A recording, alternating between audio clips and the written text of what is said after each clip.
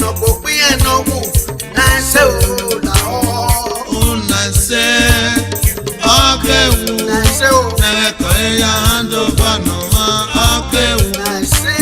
Eko eya overi otaji te mugo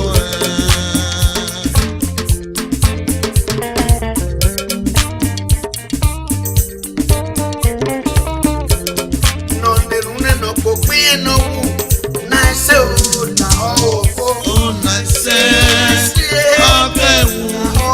Eko eya ando bano akewu. Anako eya overi otaji te mugo Onerhun Ghana o Ghana. Onerhun Ghana o Ghana.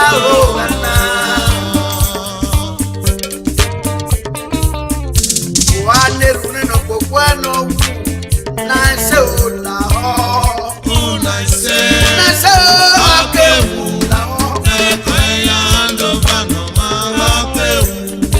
Anako eya overi otaji te mugo Wati ebone no Akobeghian no se elu o. Nase o. Wagi ati ebone no Akobeghian. Bene boya to se. Wagi amabagbe no Akobeghian. Uka fonyo. Uka tie yowe. Uka wae. Uka fonyo wadio. Ibane fo nato. Onerhun Ghana o Ghana o. Nase o. Gayi wiwu ya tebi mafo. Ọmọ akọmọ gayi balẹ̀ gbé yàrá tebi mafo. Gayi owó ọmọ ya tebi mafo. Wadogo wapano yi wiwu la wono ye. Wadogo wapano ya bi ma wo gbe la mo folo. Uno ma ki opa lori fibi ya wo ye.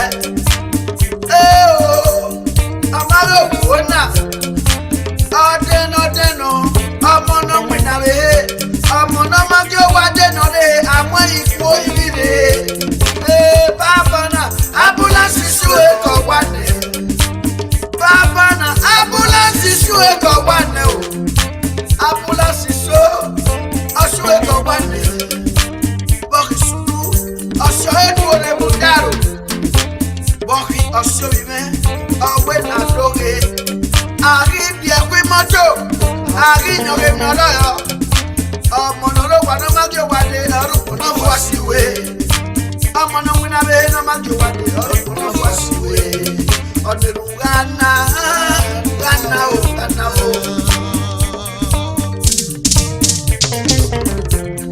Onerhun Akobeghian no wu la o. Nase o la o. Nase akewu. Eko eya ando bano akewu. Anako eya overi otaji te mugo Ije denya ije sinya ije denya ije sokoko so yimi ode o. Odaji ije na pa gidegbe. Bo mo to me no re koko ni. Yana do ana o boyo iwe pele. Very so no la po mo yimi yojo. No la po onona mo yimi yojo. O yimi egbe. Ije di o bo. Onerhun Ghana o Ghana. No la po onona mo yimi yojo.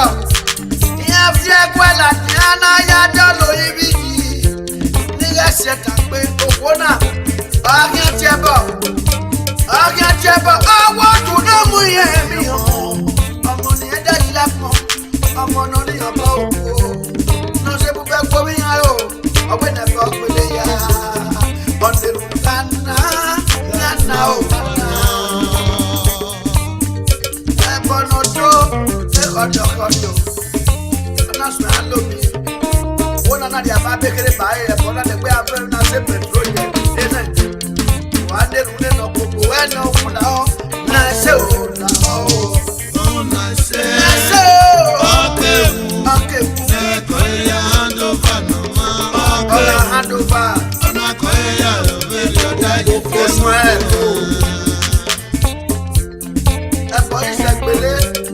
abojo saji lolo oido fie bi ya kwedi ya eno sani no loni kian e odo kian mama o ni talo na la ipe otalo ne oke weri o wa when o wa agawe baba bere wa o agawe baba bere wa o Gana Ono na mudia no go ya dego. Ono na mudia no go ya kego. Ogori kego ne, ona do mo jese. Ogori kego ne, ona do mo jese. Gana o.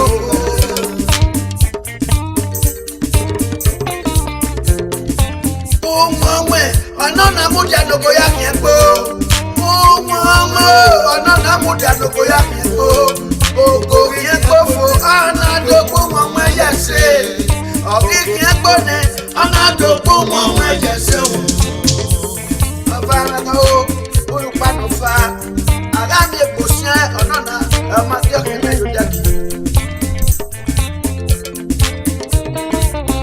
O tún ní pa ma re no, ma fi e o sa so ba.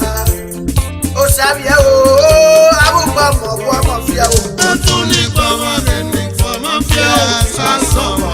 O tún ní pa ma re no pa ma fi e o fe no de ma no lo ma fi o. O tún ní pa ma re ni pa ma fi e sa so ba. O sabia o etore, papa ki fi pele ku. O tún ní pa ma re ni pa ma fi e sa so ba. O sabia o etore, ai fi pele ku. O tún ní pa ma re ni pa ma fi e sa so ba. O sabia o ai fi pele ku. O tún ní pa ma re ni pa ma fi e sa so ba. Wazaki adi kono pa wa ya tie turu re no so mo dukie. Agbe me ga mu me o.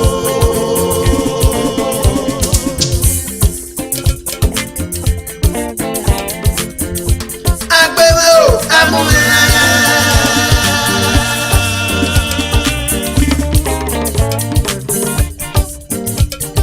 Ọmọ náà kú kékeré dó, ọba mi náà yé.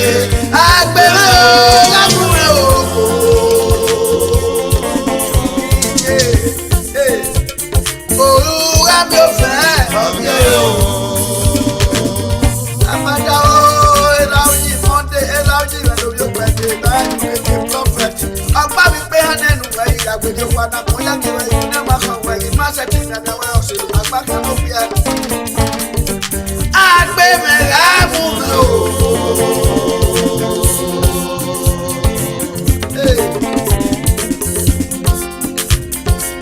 Agbe mi o, amu mi.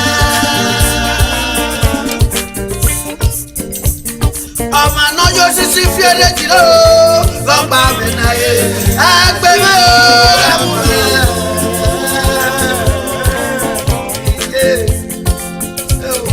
Olúwa mi ò fẹ́ ọ̀gbẹ́ o. Fẹ́lísì ẹ̀kọ́ sàmẹ́nu mi dé ẹ̀, ọ̀sẹ̀ náà gbàgbà ló wí ẹ̀. Mariana ki kwele anadora kweredo. Alo, mafia ose. Wale pa Jerusalem lo kwa yele. Alo, mafia ose. Adota mame we kwa evadio bono kudegbe o. Alo tie. Age foni ka mame we kwa yo bono funi. Ena. Ariga mame. Ateno izo gerie matalo. Ite wate do. Adota mame we go sado bide mege botu wana. Alo.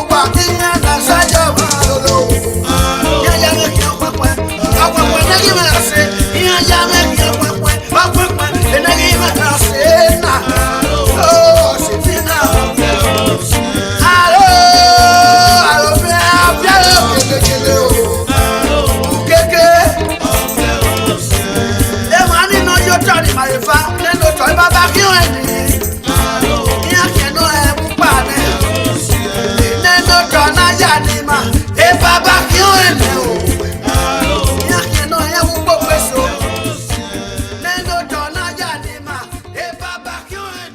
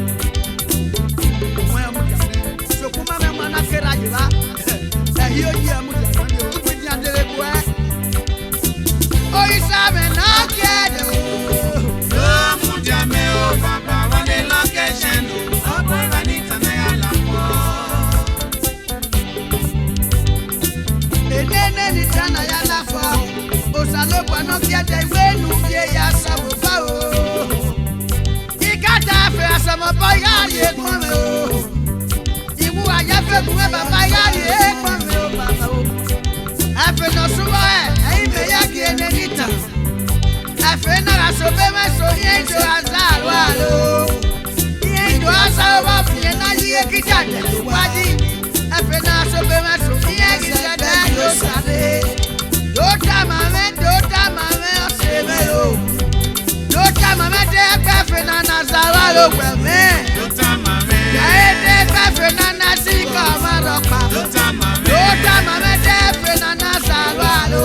Dota mame. Le afe na na jagbera pe ye na wo ko ma no. Dota mame. Le afe na na dale dada toto. Dota mame. Le tu na de toto dale dada toto. Dota mame. Le no bo ganya na kweni ju ela wa no. Dota mame. Le no ganya na ga mi se yo lo po. Dota mame. Le nu we ganya na ja bondo wa we. Dota mame. Le tu na ne go do dale dada toto. Dota mame. Ta mame yo. Dota mame. Le no mana ne go do akwe kuku me. Dota mame.